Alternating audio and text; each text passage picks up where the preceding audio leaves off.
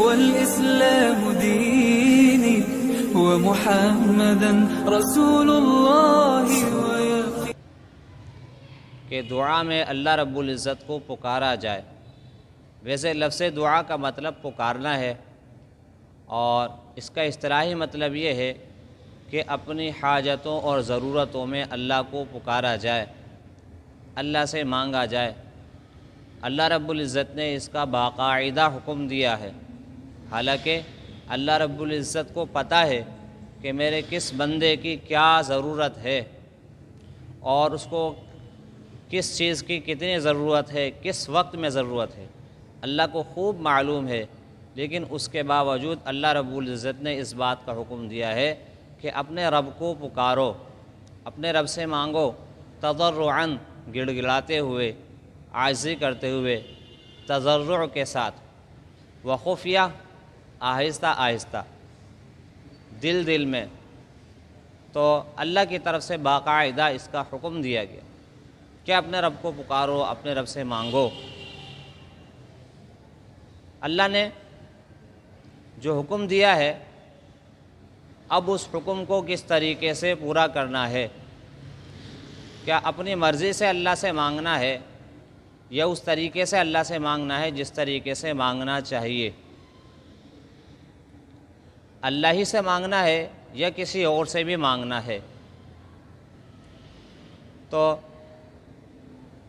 ایک تو مانگنے کا طریقہ، اور دوسرا یہ ہے کہ کس سے مانگا جائے، کہ اللہ کے علاوہ بھی کسی سے مانگا جائے، اور تیسرا یہ ہے کہ کس یقین کے ساتھ مانگا جائے. تو اللہ رب العزت سے مانگا جائے، اللہ کے علاوہ کسی سے نہ مانگا جائے، اور صحیح یقین کے ساتھ مانگا جائے. اور بہت سارے ایسے لوگ ہیں جو اللہ رب العزت سے مانگتے ہیں. کچھ لوگ ایسے بھی ہیں کہ یقین کی کمزوری کی وجہ سے اللہ سے تو مانگتے ہیں، لیکن یقین کی کمزوری کی وجہ سے دعائیں قبول نہیں ہوتی. پھر وہ مایوس ہو جاتے ہیں. وہ یہ سمجھتے ہیں کہ جو چیز ہم مانگ رہے ہیں اسی چیز کا ملنا یہ دعا کی قبولیت کی علامت ہے. حالانکہ دعا کی قبولیت کی تین علامتیں ہیں جس کو آج ہم انشاءاللہ بیان کریں گے. لیکن یہ سمجھتا ہے کہ نفس سے اسی چیز کا مل جانا جو چیز اللہ سے دعا میں مانگی گئی ہے، اس کو دعا کی قبولیت کی علامت سمجھتا ہے. اور اگر وہ چیز نہ ملے تو مایوس ہو جاتا ہے، اور پھر مختلف طریقوں سے دعا کرتا ہے، اور ایسے طریقوں سے دعا کرتا ہے کہ جو طریقے اللہ رب العزت کو پسند نہیں ہیں اور آپ علیہ الصلاۃ والسلام سے منقول بھی نہیں ہیں. پہلے ہم اس بات کو بیان کریں کہ دعا کی قبولیت کے کتنے طریقے ہیں، کس کس انداز سے دعا قبول ہوتی ہے، اللہ رب العزت کس کس طریقے سے دعاؤں کو قبول کرتا ہے. جب یہ چیزیں سمجھ میں آ جائیں گی تو پھر اللہ رب العزت سے مانگنا آسان، یعنی اللہ رب العزت ہی سے مانگنا آسان ہو جائے گا کہ اللہ ہی سے مانگنا چاہیے. اللہ بھی یہی چاہتے ہیں اور اللہ کے رسول بھی یہی چاہتے ہیں. تو حدیث کا مفہوم ہے کہ بندے کی ہر دعا قبول ہوتی ہے، ما لم یعجل، جب تک کہ وہ جلدی نہ کرے. اور اگر وہ جلد بازی کرتا ہے تو پھر ایسے آدمی کی دعا قبول نہیں ہوتی. اور جلد بازی کیا ہے؟ جلد بازی یہ ہے کہ دعا کا مانگنے کے بعد بروقت اگر اسے وہ چیز نہ ملے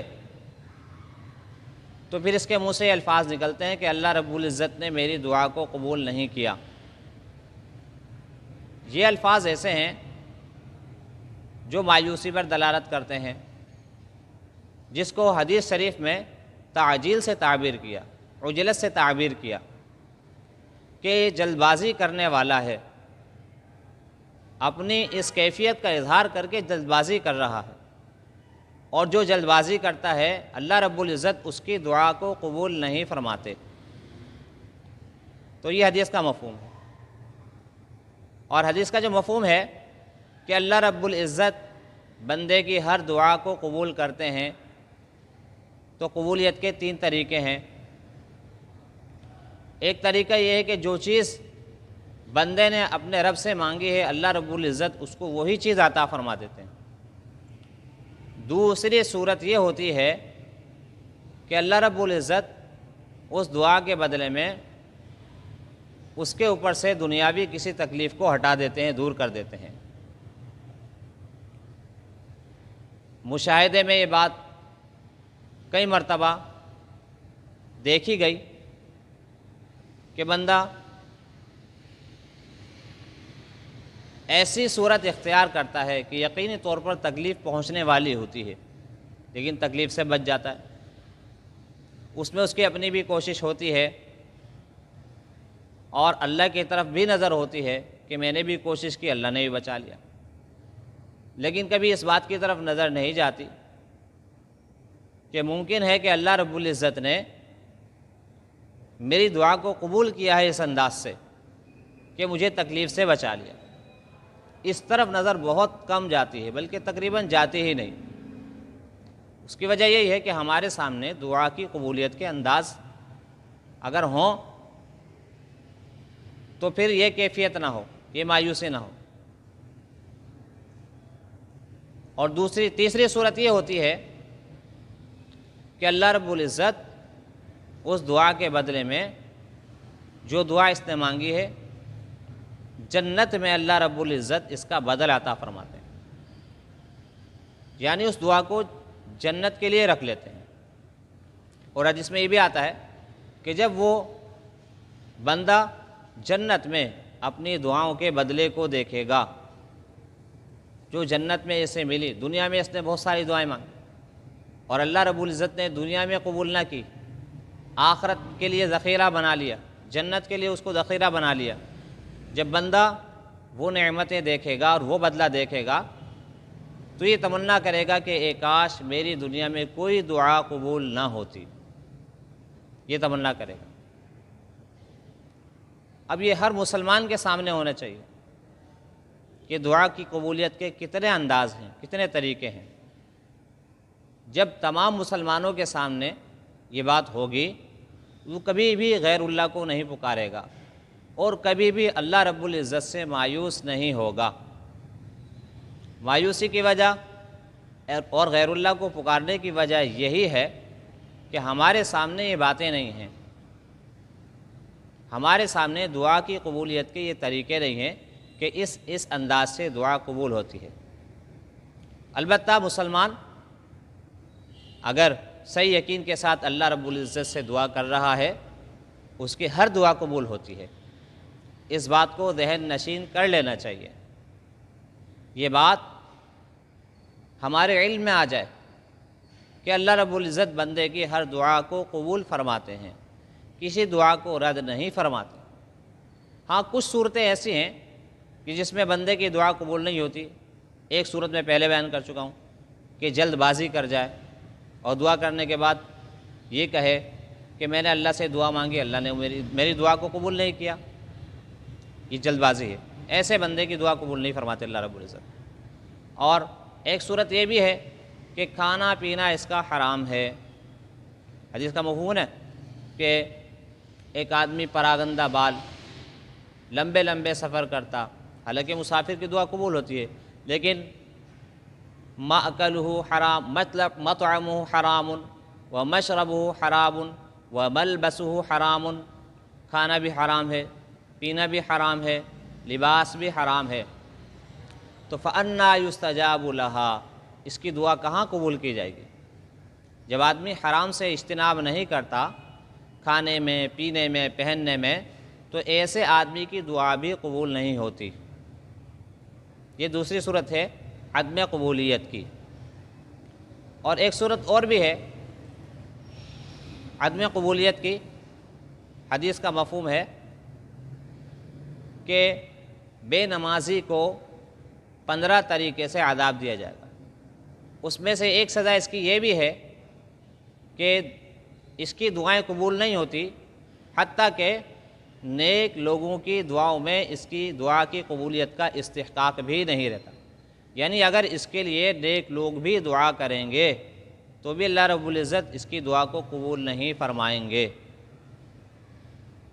اب یہ ساری صورتحال ہمارے سامنے ہے، دعاؤں کی قبولیت کی بھی اور عدم قبولیت کی بھی۔ اب دعا ایسی چیز ہے کہ اس کے بغیر ہمارا چارہ نہیں ہے۔ الدعاء مخ العبادہ، دعا عبادت کا مغز ہے۔ مسلمان عبادت کے بغیر رہ ہی نہیں سکتا۔ مسلمان جو مسلمان ہوا ہے وہ عبادت کے ہی لیے مسلمان ہوا ہے کہ اللہ کی عبادت اللہ کی مرضی کے مطابق کرنی ہے، اسی کے لیے مسلمان ہوا ہے، عبادت کے بغیر نہیں رہ سکتا۔ اور عبادت کا مغز دعا ہے۔ عبادت تو کرے اور دعا نہ کرے، یہ بہت ہی بڑی بے وقوفی ہے۔ تو دعا کے بغیر چارہ نہیں۔ جس طریقے سے عبادت کے بغیر مسلمان کا چارہ نہیں ہے، اسی طریقے سے دعا کے بغیر بھی مسلمان کا چارہ نہیں ہے۔ مسلمان بغیر دعا کے نہیں رہ سکتا۔ روزانہ اللہ رب العزت سے مانگنا ہے، روزانہ دعا کرنی ہے، ہر نماز کے بعد دعا کرنی ہے، اور اس کے علاوہ جب ضرورت ہو، جب حاجت ہو، جب دعا کرنی ہے، کسی میں موقع کو ضائع نہیں کرنا۔ دعاؤں کے جو قبولیت کے اوقات ہیں اس کی بھی ہمیں جستجو ہونی چاہیے کہ کن کن اوقات میں دعائیں قبول ہوتی ہیں، جلدی قبول ہوتی ہیں، دعاؤں کی قبولیت کے اوقات ہیں، اس کی بھی ہم تحقیق کر لیں۔ تو مسلمان کا دعا کے بغیر چارہ نہیں، بغیر دعا کے مسلمان نہیں رہ سکتا۔ تو اللہ سے دعا کرنی ہے، اللہ سے دعا مانگنی ہے، اور اللہ ہی سے مانگنی ہے۔ جو اللہ رب العزت سے نہیں مانگتا، من لم یسأل اللہ یغضب علیہ، جو اللہ رب العزت سے نہیں مانگتا تو اللہ رب العزت اس پر غصہ ہوتے ہیں کہ میرا کیسا بندہ ہے مجھ سے مانگتا نہیں۔ اللہ وہ ذات ہے کہ جب اس سے مانگا جائے تو اللہ رب العزت خوش ہوتے ہیں کہ میرا بندہ مجھ سے مانگ رہا ہے۔ مانگنے میں جہاں اور بہت ساری خوبیاں ہیں، اس میں خوبی یہ بھی ہے کہ جب بندہ اللہ سے مانگتا ہے تو اللہ کے سامنے عاجزی کر رہا ہوتا ہے، اپنے عاجزی اور انکساری کا اظہار کر رہا ہوتا ہے۔ اس لیے بھی اللہ رب العزت کو یہ بات پسند ہے کہ میرا بندہ مجھ سے مانگے۔ تو دوستو عزیزو، دعا عبادت کا مغز ہے۔ جس طریقے سے مسلمان بغیر عبادت کے نہیں رہ سکتا، اسی طریقے سے بغیر دعا کے نہیں رہ سکتا۔ دعا ہماری اہم عبادت ہے، عبادتوں میں اہم ترین عبادت ہے۔ تو ہم دعا کو ایسے ہی نہ سمجھیں۔ دعا تو ویسے کرنا بہت آسان ہے، کسی بھی وقت دعا کی جا سکتی ہے، کسی بھی وقت اللہ کو پکارا جا سکتا ہے، کسی بھی وقت اللہ سے مانگا جا سکتا ہے۔ مانگنے کا طریقہ یہ بھی ہمارے سامنے ہونے چاہیے، دعاؤں کی قبولیت کے انداز بھی ہمارے سامنے ہونے چاہیے۔ اسی طریقے سے عدم قبولیت کے وجوہات بھی ہمارے سامنے ہونی چاہیے کہ کن وجوہات کی بنا پر دعائیں قبول نہیں ہوتی۔ اور بڑی بد نصیبی کی بات ہے کہ بندہ اللہ سے دعا مانگے اور اللہ رب العزت اس کی دعا کو قبول نہ کرے، کیونکہ اللہ رب العزت تو ہر وقت دینے کے لیے تیار، ہر وقت دینے کے لیے تیار۔ بس اللہ یہ چاہتا ہے کہ بس میرا بندہ میرے سامنے ہاتھ اٹھائے، میرے سامنے آہوزاری کرے، میں اس کی دعا کو قبول کروں۔ وہ تو ہر وقت تیار ہے دعا کو قبول کرنے کے لیے۔ اب بتاؤ، دعا مانگنا کتنا آسان، دعا کو قبول کروانا کتنا آسان ہو گیا۔ اور پھر بھی انسان، اللہ کا بندہ ایسی نوعیت میں پہنچ جائے اور اتنا بد کردار ہو جائے اور اللہ کا اتنا نافرمان ہو جائے کہ اللہ رب العزت اس کی دعاؤں کو قبول ہی نہ کرے، بڑی بد نصیبی کی بات ہے۔ تو بہرحال یہ صورتیں ہمارے سامنے آ گئی ہیں، اس کو ہم ذہن نشین کر لیں کہ کس کس انداز سے اللہ رب العزت دعاؤں کو قبول فرماتے ہیں۔ تو دعا کرتے وقت ہمارے سامنے وہ ساری کیفیات ہونی چاہیے، اور کن وجوہات کی بنا پر اللہ رب العزت دعاؤں کو قبول نہیں فرماتے ہیں، وہ وجوہات بھی ہمارے سامنے ہونی چاہیے۔ اب اگر وہ وجوہات ہمارے سامنے نہیں ہوں گی، ہم اللہ رب العزت سے دعا کریں گے اور دعائیں قبول نہیں ہوں گی، تو پھر بدگمان ہوں گے، مایوس ہوں گے، اور بدگمان ہونا، مایوس ہونا، دونوں ہی مسلمان کے لیے بہت زیادہ خطرناک ہیں۔ یہ تو سمجھ لو کہ ایمان کی موت ہے، بدگمانی، اللہ سے بدگمانی اور اللہ سے مایوسی۔ ایمان والا تو سمجھ لو مر گیا، تو دعائیں کر رہا ہوگا اور عدم قبولیت کی وجوہات سامنے نہیں ہوں گی، پھر بدگمان ہوگا، پریشان ہوگا، اور پھر ایسے ایسے ذرائع میں، ایسے ایسے اسباب میں یہ مبتلا ہو جائے گا جو اللہ اور اللہ کے رسول کو ناپسند ہے۔ اور ایسے اسباب اور ذرائع میں مبتلا ہو جانا یہ بدنصیبی کی بات ہے